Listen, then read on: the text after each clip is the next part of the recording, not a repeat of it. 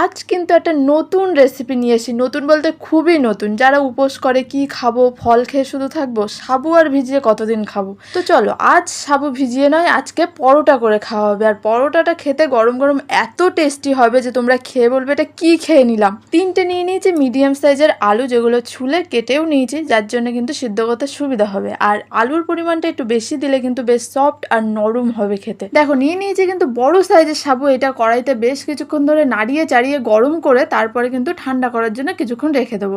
তারপরে কিন্তু মিক্সচার মেশিনে দিয়ে একেবারে পাউডার করে নেবো, পুরো মিহি পাউডার। পুরো সাবুটা থেকে কিন্তু বেশ কিছুটা আলাদা করে নিয়েছি, যখন পরোটা বেলতে হবে তখন কাজে লাগবে। এবারে এই সাবুটার মধ্যে দিয়ে দিয়েছি সিদ্ধ করা আলুগুলো। আমার কিন্তু আলুর পরিমাণ আরেকটু হলে ভালো হতো। এইবারে এটা মেখে নিয়ে দিয়েছি কিন্তু একটু লবণ, একটু ধনে জিরের গুঁড়ো, ধনে পাতা কুচি, তার মধ্যে দিয়েছি লঙ্কার গুঁড়ো। এবারে কিন্তু 2 চামচ ঘি দিয়ে আর একটু ভালোভাবে মেখে নিতে হবে পুরোটা। আমার যেহেতু আলুর পরিমাণ কম হয়ে গেছে আর একটু শক্ত শক্ত লাগছে, সেই জন্য আমি কিন্তু পরিমাণ মতো কিছুটা জল দিয়ে এইটা পুরোটা মেখে নিয়েছি। দেখো এবারে যদি কিছুক্ষণ রাখা যেত তাহলে ভালো হতো, কিন্তু আমি রাখার টাইম পাইনি। খিদের চোটে আমার নাড়ি হজম হয়ে যাচ্ছে, আমি আর 10 মিনিট রাখবো কি করে বলো। তবে তোমরা যদি 10 মিনিট রাখতে পারো একদম সফট নরম হয়ে যাবে ফুলে। এবারে আর কিছুই না, এবারে রুটির মতো বেলে নিতে হবে আর আটার জায়গায় দিতে হবে সাবুর পাউডার। সাবু দিয়ে তৈরি এই পরোটার কিন্তু বেলতে গিয়ে একটু একটু ফেটে যায় চারিপাশটা, কিন্তু আমার কপাল মনে হয় ভালো, তাই কত সুন্দর একটা রুটি আমি বেলে ফেলেছি দেখো তো। আর তোমাদের যদি এরকম না হয় তোমরা কিন্তু ঠিক আমার মতো চারপাশ থেকে কেটে কেটে বাদ দিয়ে চৌকো শেপ কিংবা গোল শেপে কেটে নিতে পারো। কপাল যে আমার কত ভালো তা পরের রুটিটা বেলতে বেলতেই আমি বুঝে গেছি, তাই এইটা চৌকো শেপ করে কিন্তু কেটে নিয়েছি। দেখো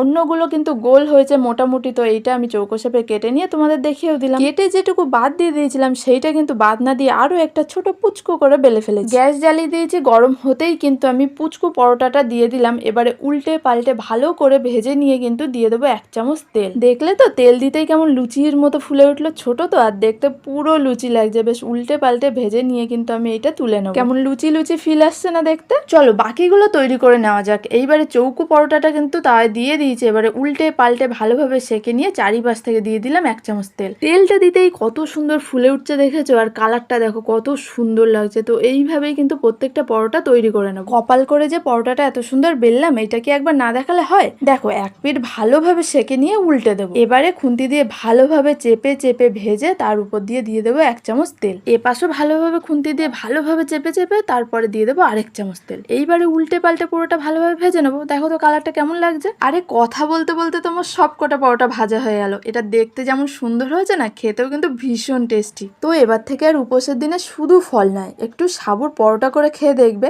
গরম গরম নরম নরম খাবেন আর কেমন হয়েছে জানাবেন।